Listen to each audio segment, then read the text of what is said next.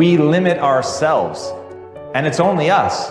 There's nobody else that's doing it to you. You've chosen to adopt those beliefs. And once you push yourself outside of that comfort zone, what becomes possible is absolutely miraculous. What is this limiting belief in my case that I'm not a good person? What does it cost me in my past to think this way? What is it costing me in this present moment to think that I'm not a good person? And here's the kicker. If I don't evolve this, if I don't get deliberate, what is it going to cost me in the future to continue to think that I'm not a good person? And the law of attraction is one that works like this. You get back from the universe, from the world, what it is that you put out there in the world. And if you're putting out there into the world that I am not worthy of attracting something beautiful into my life, that the universe will respond back to you with exactly that message. If I'm lying to you about who I am, or I'm lying to you about whatever, there's no starting point. There's a false reality. You have to create the real reality. It would be better for you to act towards an end that makes everything that's good better. That's the best way to live, to make everything that's good better. And maybe to restrict the development of everything that's malevolent and evil within yourself and in the broader world, insofar as you're able to do that.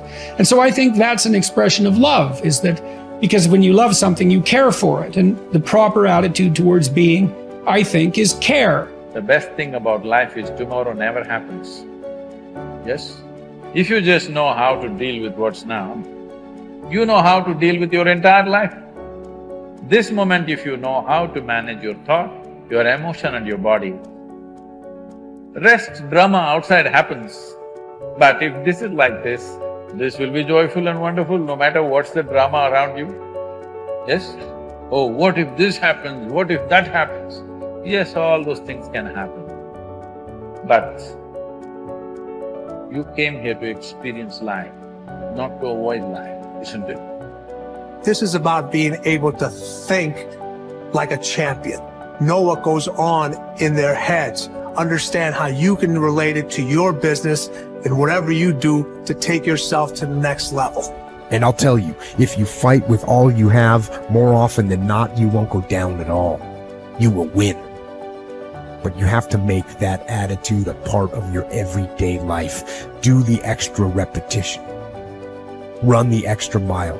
Go the extra round. Make the right choices. Give the full measure. Make yourself stronger. Every day, comfort you versus growth you are in a fight. There's a war going on inside you. Comfort you versus growth you. Every day there's a fight, there's a battle, there's a war going on. And you need to decide who's gonna win the fight. It's a daily thing. And the more growth you wins against comfort you, the more you start to grow, the more you start to hit your goals, the more you start to have an impact, the more you start to love yourself. It's painful to understand how much of what you're doing isn't productive. So I'll give you an example. So I've done this a couple of times with classrooms full of students. Usually when I'm lecturing about career development, say, okay, how much time do you waste? So then I get the class to vote. How many of you waste 10 hours a day? It's like 10% of the kids will put up their hands. And it's interesting because I don't define what constitutes waste. I just ask the question. So they're diagnosing themselves, right? I'm not saying you're wasting 10 hours a day. I'm just asking. It's like, given your own attitude, how much time are you wasting? 10 hours a day. It's like 10% of the people put up their hands. Well, when you get to like 6 hours a day, 80% of the people put up their hands. So then we do the arithmetic. It's like, because I like doing arithmetic with people. People hate arithmetic, but I like doing it. It's like, okay, 6 hours a day. It's 42 hours a week. So let's call that a work week, 40 hours a week. So that's a work week. Let's say, what's your time worth? You're a university student. Well, it's certainly worth minimum wage, because obviously, but it's worth way more than that, because if you spend a productive hour when you're 20, then you gain the benefits of that hour for the rest of your life. So there's the compounding effect of time spent when we were young. So I say, well, let's assume your time's worth $50 an hour, which I think is an underestimate, but whatever, let's call it 50. We can call it 25, but we'll call it 50. That's $2,000 a week you're wasting. It's $100,000 a year. It's like, how much better would your life be if you weren't wasting $100,000 a year? It's like, what is that over 40 years? $4 million. It's like, you're rich. You don't even know it. Quit wasting time. By your own definition. It's like people shake their heads. Well, I never thought about it that way. It's like, yeah, think about it that way. Don't waste your damn life. I know I'm a weak man. I know that I am sick. I know that I am not perfect.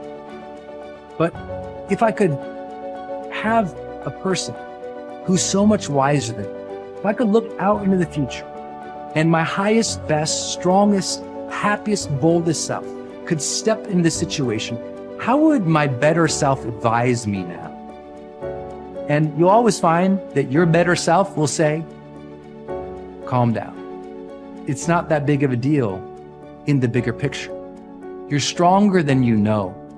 Believe in your ability to figure this out. Take a breath. Take a couple breaths. Know that you could make the situation awful and make yourself feel bad, but that's your choice. Your highest self would tell you, you know what? Handle this well so you can respect yourself later.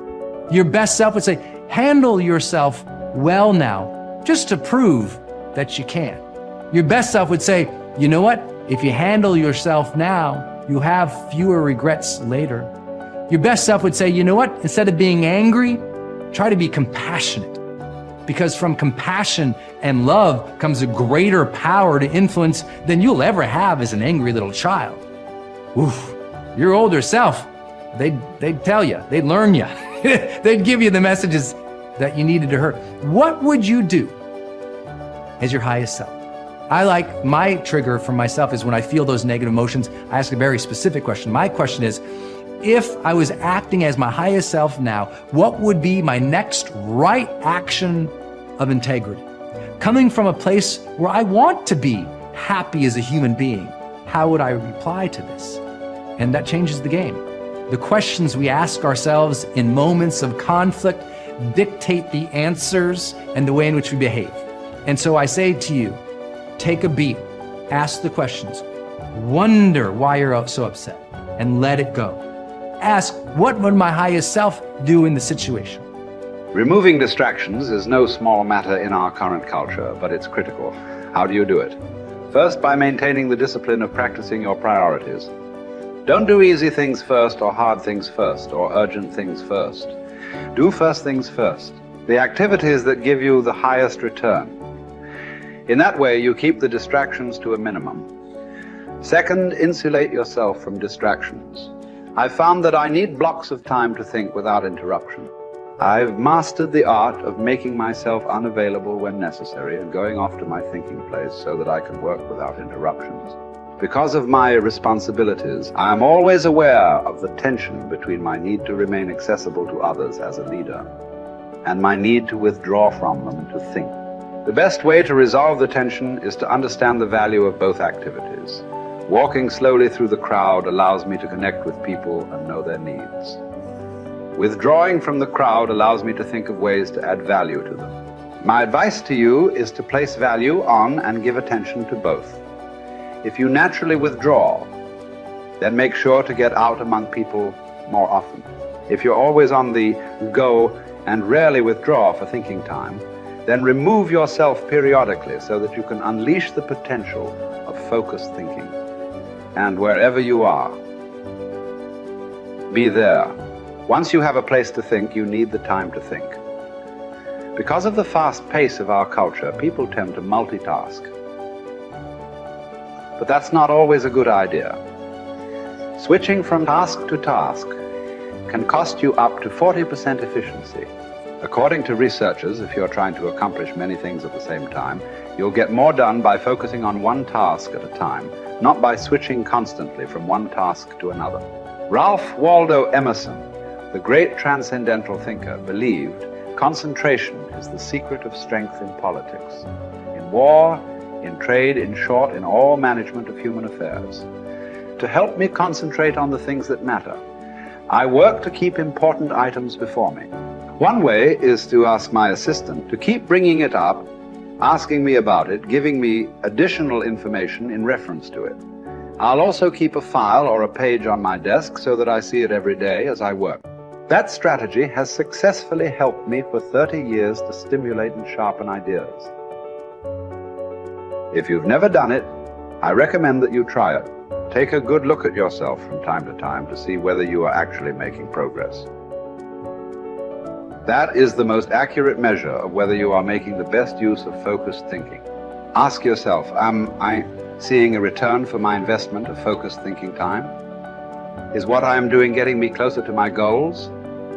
Am I headed in a direction that helps me to fulfill my commitments, maintain my priorities, and realize my dreams?